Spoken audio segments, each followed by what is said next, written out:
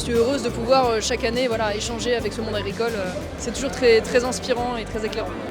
Je dois dire comme chaque année, pour le coup, je crois qu'il y a une vraie confiance entre le monde agricole et nous, le camp national, j'ai envie de dire au sens large. Il y a la télé qui est là pour salut. Oh, qu'est-ce qui s'est passé? Au début, on m'a pris pour quelqu'un d'un peu dérangé parce que quand je parlais relancer le haricot de 60 pour les gens, c'était quelque chose de complètement uluberlu. Et moi, j'y croyais. Qu'est-ce que vous pensez de l'accord de libre-échange avec le Mercosur? J'ai pas réussi à avoir un seul journaliste de la semaine et c'est toi qui l'as, tu la portes 5 minutes. Je vous en prie, madame. Vous êtes quel? C'est Frontières, c'est le média Frontières. Je vous connais, vous êtes sur les réseaux sociaux. Absolument. Oui, je connais, je vous lis.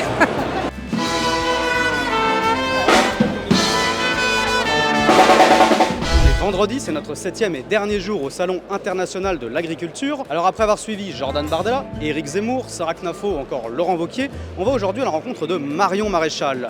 On va également profiter de cette dernière journée au Salon de l'agriculture pour un peu dresser le bilan de toute cette semaine en allant voir les exposants et les visiteurs pour un peu leur demander leur ressenti sur ces venues de politique et puis sur leur ressenti général sur le Salon de l'agriculture. Alors si notre travail vous plaît, n'hésitez pas à vous abonner à notre chaîne YouTube, à liker cette vidéo, la commenter et la partager. C'est parti!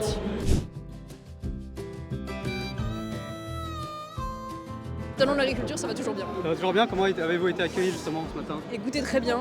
Je dois dire comme chaque année, pour le coup, je crois qu'il y a une vraie confiance entre le monde agricole et nous, le camp national, j'ai envie de dire au sens large. Et puis moi personnellement, avec une relation de longue date dans le monde agricole, j'ai été plusieurs années élue d'un territoire agricole en Vaucluse, donc c'est des sujets qui m'intéressent. Donc je suis heureuse de pouvoir chaque année échanger avec ce monde agricole.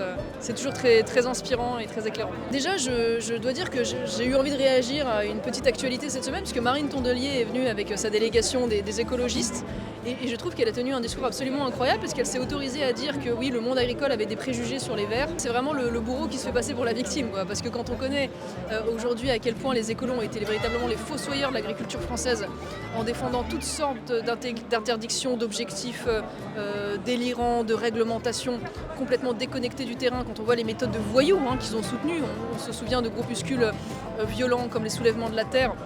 On se souvient des intrusions illégales dans un certain nombre d'élevages, on se souvient de l'affaire Sainte-Soline où des forces de l'ordre ont été blessées, où des élus verts étaient présents, mais on devrait aussi se souvenir de tout le lobbying qu'ils ont fait au niveau européen. On a envie de tous l'écouter, mais on est là pour ça, bon prenez-nous par les sentiments, vous avez raison.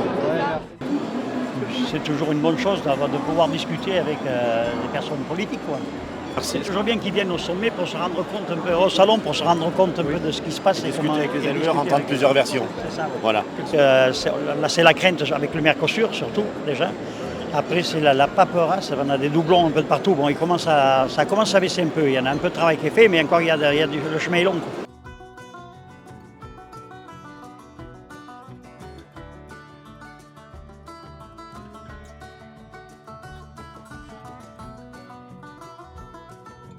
Ça se passe très bien, les visiteurs du salon comme les éleveurs, là parce que nous sommes dans la partie élevage, viennent discuter avec Marion. Vous l'avez vu, elle est très bien accueillie, beaucoup de selfies, beaucoup de saluts chaleureux et ça nous fait très plaisir. Ce qui est merveilleux ici, quand on vient ici, c'est le courage et la résilience en fait de tous ces jeunes agriculteurs, ces jeunes éleveurs qui sont passionnés, qui ont vraiment un amour de leur travail, un amour de leurs bêtes et qui, malgré toutes les difficultés, toutes les difficultés qu'ils ont, qu'on leur met en fait dans les pattes, continuent de se battre et de travailler pour des produits de qualité et pour que on ne perde pas un savoir-faire, des races bovines qui étaient en voie de disparition qu'ils ont réussi à sauver. Enfin, c'est vraiment un métier de passion et je trouve très, très satisfaisant de venir au salon de l'agriculture. Ça nous donne une motivation aussi, un besoin en été encore plus importante.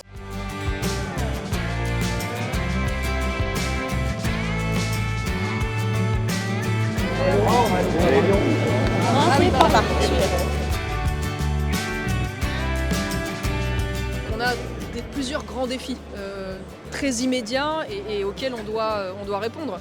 Le premier, c'est quand même le défi du Mercosur. J'en veux beaucoup à Emmanuel Macron, qui aurait eu tout loisir pendant des années avant la dissolution d'aller chercher un certain nombre de pays qui aujourd'hui sont réticents à la signature de cet accord. Je pense notamment à la Pologne, à l'Italie, pour pouvoir construire une minorité de blocage finalement. Évidemment, la question du sujet de l'Ukraine et de l'adhésion à moyen terme de l'Ukraine à l'Union européenne, qui est source d'angoisse légitimement pour les agriculteurs français, parce que si bien l'adhésion devait advenir, demain l'Ukraine deviendrait le premier bénéficiaire de la PAC. C'est un très très gros pays agricole et qui peut très largement déstructurer les marchés et effondrer les coûts et les prix, surtout s'il rentrait dans le marché commun.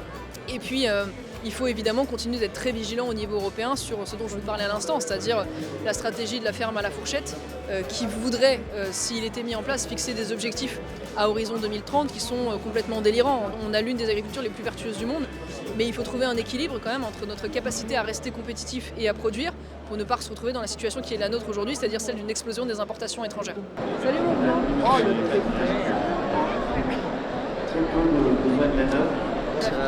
Alors là, le problème, c'est que j'ai dit quels sont les vôtres, mais je parlais pas des journalistes. Très qualitatif. Oui, c'est ça. On y revient aujourd'hui, surtout avec le changement climatique. C'est des races qui sont très rustiques. Elles sont vraiment adaptées à ces territoires et à ces régions, quoi. Donc, on lui a présenté en fait les races à faible effectif que nous avons, qui sont aussi du patrimoine vivant de chaque région. Nous, on lui a présenté la lourdaise parce que c'est la race la plus menacée actuellement en France.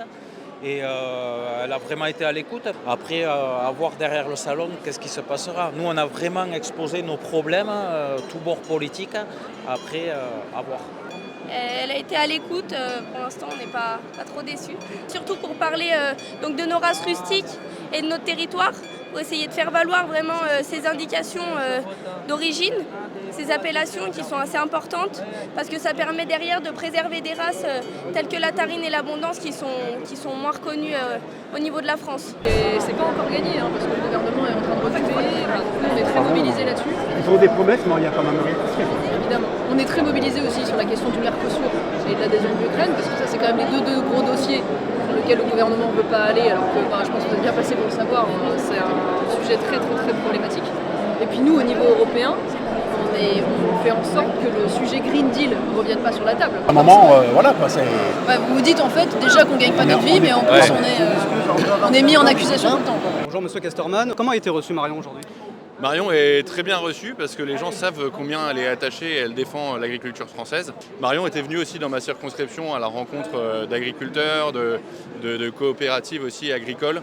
Et elle est appréciée dans ce monde agricole parce qu'ils savent combien Marion défend à la fois ces agriculteurs qui sont pris en étau entre cette surcharge normative, fiscale, ce socialisme mental et ce fanatisme vert qui harasse nos agriculteurs. Le monde agricole, le monde rural voit en Marion un espoir, mais il voit aussi un espoir dans un espoir culturel, puisque Marion défend justement cette France des territoires, cette France des traditions, cette France de la chasse, de la pêche, de l'agriculture, et en cela elle est appréciée et bien accueillie ici au Salon de l'Agriculture, et c'est un plaisir de déambuler dans les allées avec elle.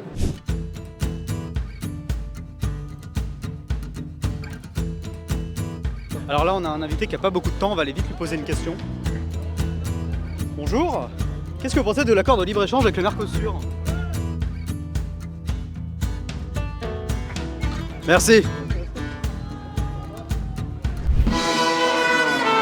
Merci Maxime pour cette séquence Marion Maréchal. On enchaîne. Alors aujourd'hui, le programme, cet après-midi, ça va être de demander aux passants et aussi aux exposants quel est le meilleur stand du salon, quelles sont les meilleures choses qu'ils ont goûtées, quels sont les meilleurs produits qu'ils ont bu, mais également leur demander s'ils ont vu des politiques de tous bords, leur demander ce qu'ils en ont pensé, s'ils sont venus leur rendre visite, leur apporter des solutions. C'est ce qu'on va voir ensemble. Je vous emmène pour le reste du salon. On y va. Bon, on a repéré une vache. On va lui demander son avis sur plein de sujets. Bon, la vache a perdu la tête. Ce sera pour une autre fois. Juste avant de continuer cette vidéo, c'est très important, n'oubliez pas de liker, de partager, de vous abonner. Frontière a besoin de vous, surtout avec tous les procès qu'on reçoit en ce moment. Mais le plus important, c'est votre soutien. N'hésitez pas.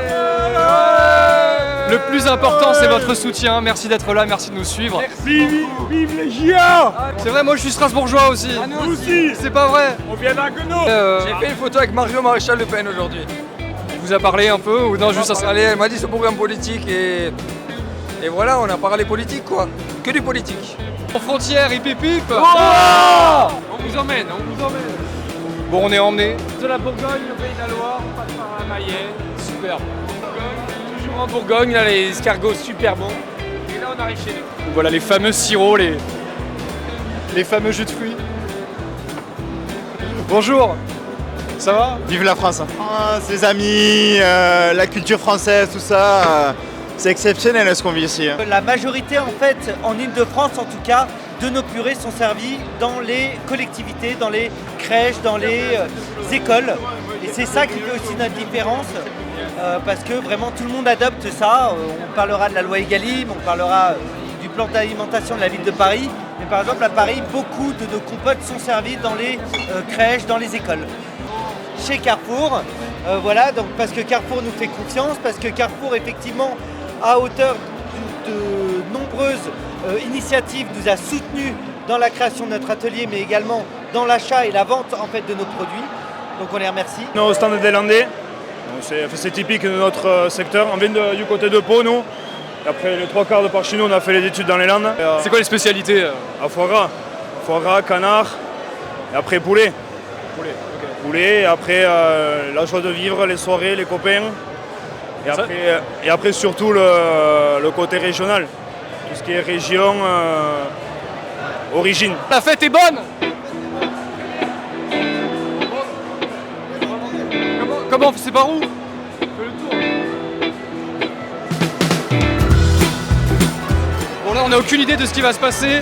Le but c'est de voir l'ambiance et de voir si on s'amuse. Salut. Oh, qu'est-ce qui s'est passé? là. Merde. Ça va? Putain. Qu'est-ce qui t'est arrivé? Il a mangé un agneau, c'est pas grave, ça le fait bien, c'est grave. Il a bu trop de bière, c'est bien, ça va bien.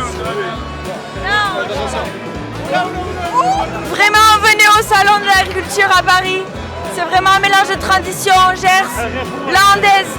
Et vraiment, on est au top ici. On monte chez les Landais. C'est parti. J'ai aucune idée de ce qui va se passer. Frontières en immersion. Salut les gars. C'est Frontières, bonsoir. Ça va? Ça se passe bien? Ça va monsieur? Ça va très bien. C'est facile, enfin, tout est à proximité. On a Uber Eats, tout est facile. Il n'y a plus l'effort d'aller faire ses courses, il n'y a plus l'effort de cuisiner. Aujourd'hui tout est à portée de main. On mange des fast-food, des trucs dégueux qui viennent de je ne sais où. Alors qu'on a une super agriculture française qui permet de tout manger toute l'année. C'est aussi ça le sens du salon de l'agriculture, c'est se reconnecter à tout ça, à toutes les régions, à toute la... Exactement. J'ai vu une photo passer de Marion Maréchal Le Pen, je crois qu'elle est passée dans le salon aujourd'hui. Une amie m'a montré qu'elle avait pris une photo avec elle. Vous pensez que le salon de l'agriculture, c'est la place pour les personnalités politiques? C'est bien qu'ils viennent pour parler au monde paysan? Oui, après j'ai l'impression surtout des politiques de droite. En général, peut-être plus proches du monde paysan que les politiques de gauche. J'ai pas vu les responsables de la gauche. Pas l'explication, je sais pas, peut-être une plus grande distance entre le monde paysan et la gauche qu'avec la droite. Bonjour madame. Qu'est-ce que c'est que ces magnifiques costumes? Vous pouvez nous en parler? Ça nous fait plaisir, magnifique. Donc c'est la tenue de la confrérie gastronomique du haricot de Soissons. D'accord. Ça fait combien de temps qu'elle existe? Alors j'ai créé la confrérie en 1997. D'accord, une trentaine d'années. Exactement. D'accord. Et pourquoi une fleur de lys? Qu'est-ce qu'elle représente? Parce que la ville de Soissons, l'emblème de la ville de Soissons, c'est la fleur de lys. D'accord. Soissons, vous savez où ça se trouve? Bien sûr, bon, bien sûr. Une confrérie de toute manière a un but, c'est de défendre un produit de terroir. Donc nous, on a défendu le haricot de Soissons qui avait complètement disparu. On a retrouvé la graine et puis après on a trouvé un planteur qui voulait bien essayer de la replanter. Et puis après, ça a repris. Et là, on a depuis l'année 2023, on a l'IGP, le plus beau label qui puisse exister. Ça valait le coup de faire cette confrérie. Géographique protégée, voilà. Superbe. Ça valait le coup de faire cette confrérie. Ah, tout à fait. Il faut y croire. Au début, on m'a pris pour quelqu'un d'un peu dérangé parce que quand je parlais relancer le haricot de Soissons pour les gens, c'était quelque chose de complètement uluberlu. Et moi, j'y croyais. Je vous en prie, madame. Vous êtes quelle? C'est Frontières, c'est le média Frontières. Ah, je vous connais, vous êtes sur les réseaux sociaux. Absolument, sur YouTube et sur les réseaux sociaux. Vous connaissez? Oui, je connais, je vous lis. Ça nous fait plaisir, merci beaucoup, madame. Voilà, merci. Bon courage, bonne journée à vous, merci. Est-ce que ça va, vous passez un bon stand? Oui, on passe un très très bon salon, il y a du monde, on est content. Les gens sont de bonne humeur. J'ai pas réussi à avoir un seul journaliste de la semaine et c'est toi qui l'as, tu la portes 5 minutes. C'est pas On avait une super fleur, on est allé la voir. C'est toute la semaine, alors je le sais ce que c'est.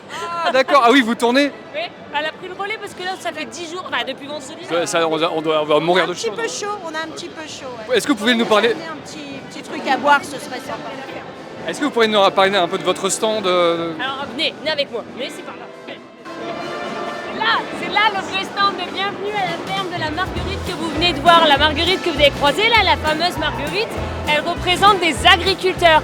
Derrière ce réseau, vous avez des agriculteurs qui se démènent tous les jours. On fait du viver fermier et du manger fermier. Donc des chambres d'hôtes, fermes pédagogiques, fermes auberges et plein de produits agricoles. Donc aujourd'hui, derrière ce stand, il y a 8 fermes des Hauts-de-France. Et on est là pour défendre ce qu'on sait faire dans nos fermes. Ça va, c'est pas trop dur?